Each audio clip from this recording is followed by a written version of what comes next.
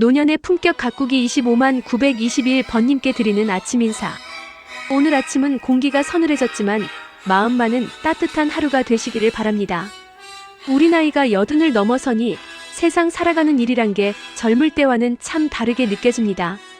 예전에는 더 많이 알고 더 많이 가지기 위해 정신없이 앞만 보고 달렸는데 이제는 한 걸음 물러서서 내면을 들여다보는 시간이 더 소중하게 다가옵니다. 오늘은 수많은 말을 쏟아내는 시끄러운 세상 속에서 우리 노년의 품격을 더욱 빛내줄 지혜에 대해 이야기해볼까 합니다.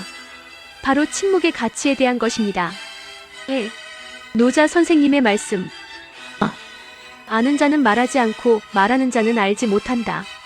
노자 도덕경 중에서 옛날 중국의 위대한 사상가 노자 선생님은 이런 말을 남겼습니다. 정말로 아는 사람은 말을 많이 하지 않고 반대로 말을 많이 하는 사람은 진정으로 알지 못하는 것이다. 처음 들으면 말을 잘해야 똑똑한 사람 아닌가 하고 고개를 갸웃하게 되지요. 저도 그랬습니다. 하지만 이 말의 속뜻을 곰곰이 생각해보면 우리 삶의 깊은 이치가 담겨 있더군요. 노자 선생님이 말한 아는 사람의 침묵은 단순히 입을 꾹 다물고 있는 답답한 상태를 말하는 것이 아닙니다. 그것은 마치 속이 꽉 찬 항아리가 흔들어도 요란한 소리를 내지 않는 것과 같습니다. 진정한 암과 지혜, 그리고 사랑이나 슬픔 같은 깊은 감정은 말이라는 그릇에 다 담아내기에는 너무나 크고 깊습니다. 우리가 아무리 자식에게 인생은 이런 것이다라고 100마디 말을 한들 그 아이가 직접 살면서 깨닫는 한 번의 경험만 못할 때가 많지 않습니까? 진정한 앓은 말로 전달되는 것이 아니라 스스로의 성찰과 삶을 통해 깨닫게 되는 것이라는 뜻입니다. 그래서 정말로 아는 사람은 말을 아끼고 상대방이 스스로 생각하고 깨우칠 시간을 주는 것이지요. 그 침묵 속에는 겸손함과 깊은 배려가 담겨 있는 것입니다.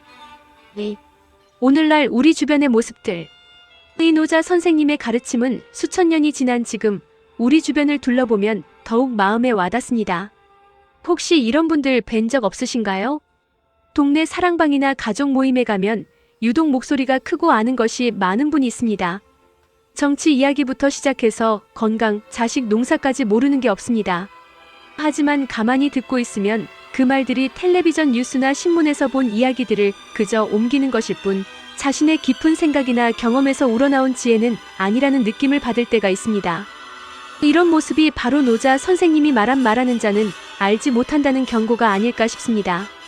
반면에 우리 주변에는 늘 과묵하지만 존재만으로도 든든한 어르신들이 계십니다.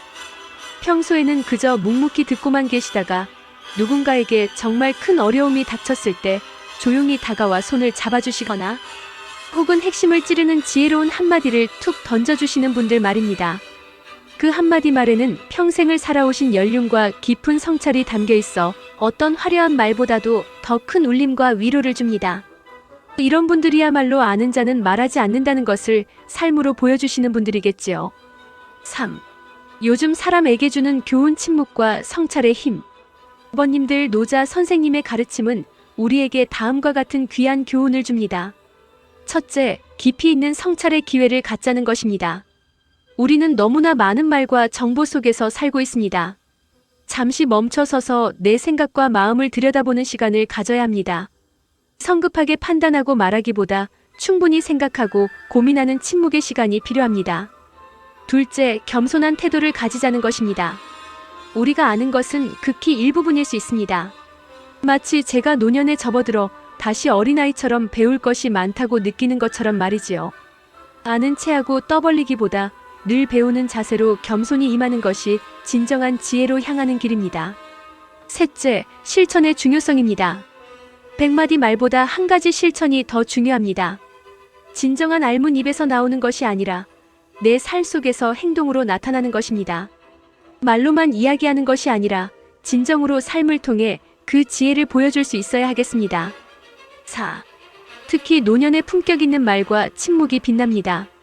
아버님, 우리는 이제 세상의 시끄러움에 휩쓸리기보다는 우리 삶을 아름답게 마무리하고 자식들에게 지혜를 물려주어야 할 나이가 되었습니다. 그렇다면 우리 노년은 이 가르침을 어떻게 받아들여야 할까요? 첫째, 듣는 지혜를 실천하는 것입니다. 나이가 들수록 가르치기보다 듣는 것이 더 중요하다고 합니다. 자식들이나 젊은이들의 이야기를 끝까지 들어주고 고개를 끄덕여주는 것만으로도 우리는 가장 훌륭한 어른이 될 수 있습니다. 우리의 침묵과 경청이 그들에게는 스스로 답을 찾을 기회를 주는 가장 큰 선물이 될 것입니다. 둘째, 말의 무게를 아는 것입니다.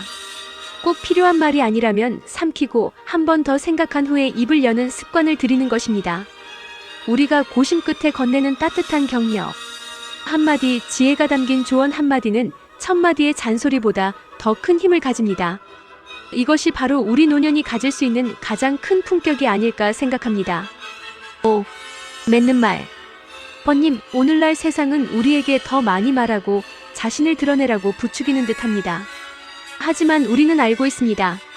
진정한 가치는 요란한 소리 속에 있는 것이 아니라 고요한 침묵 속에서 더욱 빛난다는 것을요. 우리의 침묵은 더 이상 나약함이나 무관심이 아닙니다. 그것은 내면을 채우는 성찰의 시간이요. 상대를 배려하는 깊은 마음이며 삶의 지혜를 실천하는 가장 강력한 도구라고 생각합니다. 오늘 하루 우리 스스로에게 이런 질문을 던져보는 것은 어떨까요?